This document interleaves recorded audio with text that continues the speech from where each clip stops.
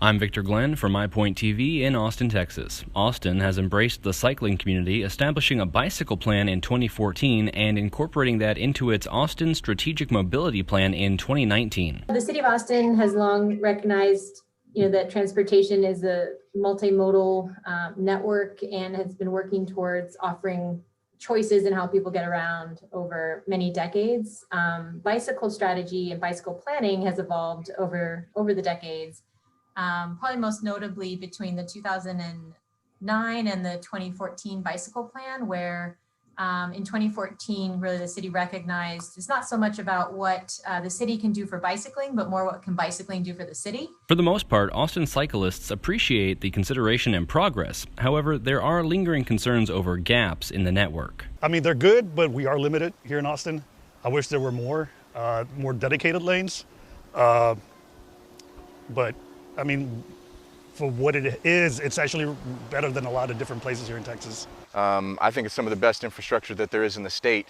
If you're a daily commuter, hopefully you can reach out to the cycling community and find ways around troubled spots. But other than specific little spots, I think the whole city's good. And then, downtown's getting better and better with the color-coded bike lanes. So one such set of specific spots lie around 4th Street near downtown. I think it's great that the city's already working to improve, and I'll appreciate it once it's done, is the intersection of 4th Street and I-35. Currently, there's on 4th Street, there's bi-directional traffic. That's going to change to one-way, only heading east, which means there will be fewer conflicts potentially between cyclists crossing that intersection and cars trying to exit 4th to make the right onto I-35.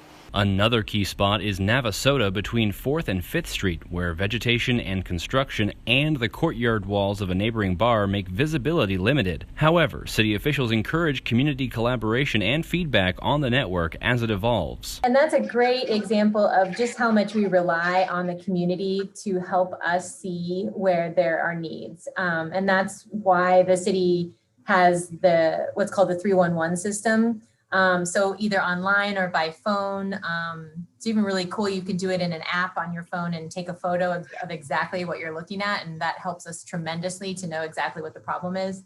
But by going to 311 and putting in those concerns, it can get routed to the right folks who can address that concern. Starting with the Metro Bike kiosks and existing lanes, Austin officials are aiming to have infrastructure in place to assist all ages and abilities on sidewalk, bicycle, and urban trails by 2039.